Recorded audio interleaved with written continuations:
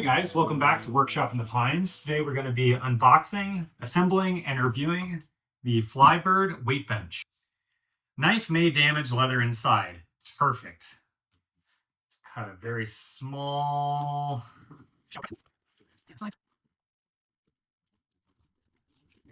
Alright, there is a piece of cardboard in the very top, so even if you do go through it, not too big of a deal.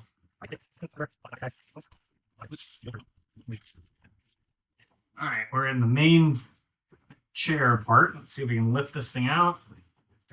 You just want to check for some damages. I've heard other reviews. People have said the seams have gotten damaged in transit. Ours look fairly intact all the way around. First impressions, extremely nice. Cushioning seems good. Logo is very cute. Little FLYBIRD logo right there for you guys. Just going to keep taking all the packaging out. And seems pretty straightforward. Comes with 1, 2, 3, 4 parts and a bag of hardware. Let's open these instructions and take a look. So what it comes with is the main bench. We have 2 feet, and pretty sure this is one of the leg rests. We'll install that a little later. So, and in the bag comes one of these. We've all seen these from JKIA and other stores. We're going to immediately get rid of that.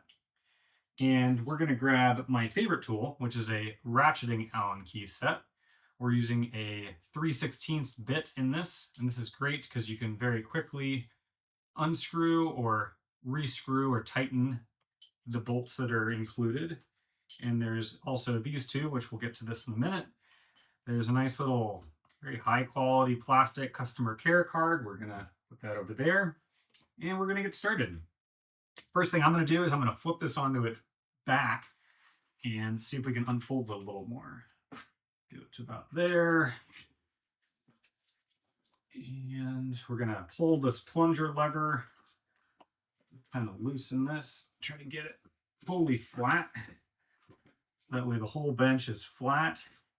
And we're going to put a foot in here, and we're going to put a foot in here, but let's get these roughly to the same. So again, using the sort of quick release, we're going to pull this up, maybe to about there. And if you're like me, you're like, oh, where's the hardware? I don't know where the hardware is. It actually is very nice. They included the hardware already installed in all the components. So all you have to do is take the hardware out and then install the feet accordingly. We're going to grab, we're over the larger section. We're going to grab the rear foot, and these are pretty nice because if you're on a concrete floor or some type of other hard gym floor, they have these adjustable feet. We're on carpet, so we're just going to have these totally flat. We're going to go ahead and install this one, and if you grab the wrong one, the holes will not line up. I discovered that a second ago. So we're going to just line up the bolt with the hole. I think for this one you have to hold it just a little bit higher. We're going to just get this guy started. All right, once I get it started, I'm going to grab my favorite tool. I'm going to leave it a little bit loose so that way the other holes can line up. And make sure that when you're doing this that you have your washer on the outside. 4 million years later, if you're like me and you're practicing patience, this is a very, very good test. We're just going to thread these in by hand. 2 on the front, 1 on either side. Grab our little ratchet wrench, and now I'm going to tighten this down. I'm not going to go crazy. Again, this is like finger tight. There's wrist tight, finger tight, and then there's arm tight for the big things. But this one, we're just going to do finger tight. Rear foot on. Let's move on to the front foot. So again, front. And this is a good time to adjust those feet all the way down, lock them in if you're on carpet. So now we've got this on, we're going to do the leg support, but let's first flip this over.